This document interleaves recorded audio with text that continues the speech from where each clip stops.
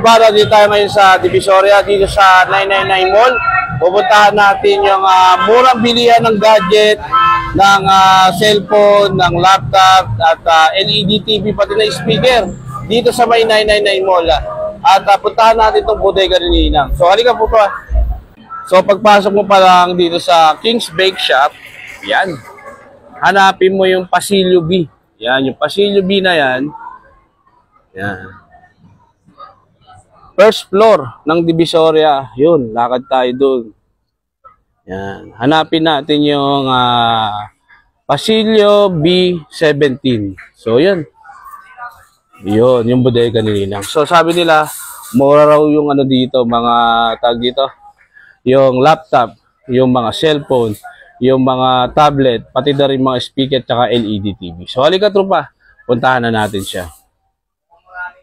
So, yan tropa, kung makikita mo, may mga budget meal sila. Naku, kung naghahanap ka ng mga UFO brand, Vivo brand, tapos, yan actually, for only 1,199, meron ka ng UFO A33. 1,199 lang siya.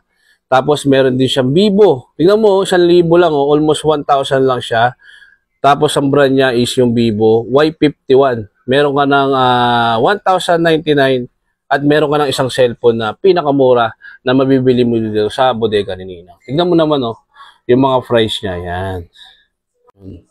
Tapos tropa, nako, lalo na ngayon mag-Christmas season na. 13 month nyo, yung pamimigay nyo sa mga inaanak nyo, pwede to. Kung ayaw nyo ng perang ibigay, pwede nyo silang bigyan ng cellphone. Napakamura talaga actually. Then, makikita mo, sobrang mura talaga siya. At kung gusto mo naman ng investment, nako, sa mga mahihilig mag-invest dyan, nagpapa-installment, nagpapautang, o anything na nagpaparapol, nagpapaluwagan, isa itong magandang investment, actually, trupa, bibili mo sa kanila dito ng murang halaga lang talaga. Tapos, pwede mong pa-install sa ibang tao. So, yan ang mga katrupa. Naman yan, Y7.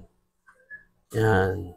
2,799 lang. Tapos yung Vivo niya na Y97, 2,699 lang. Tapos meron siyang Oppo R15X, 2,799 lang.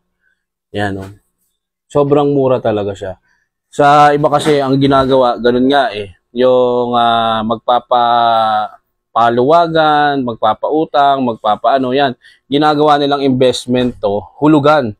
O biruin mo mamumuunan ka ng 2,000, 2,299. Utang mo ng 6 na buwan.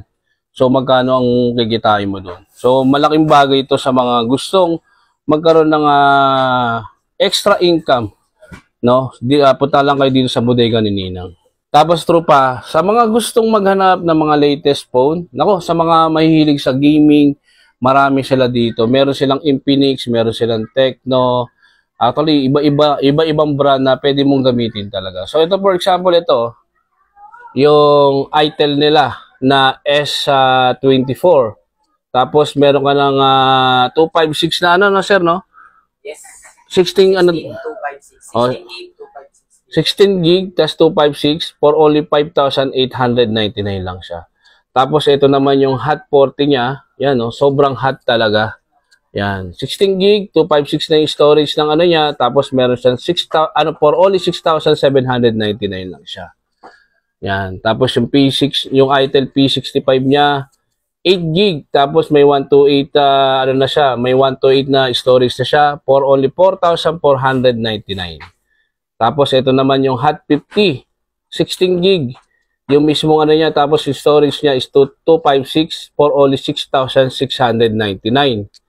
Tapos ito naman Hot 50 niya, yan, 16 gig, tapos meron siya na 256 na storage, 6,699 lang siya. Ang gaganda ng actually ito, mga pang-gaming kasi ito yan.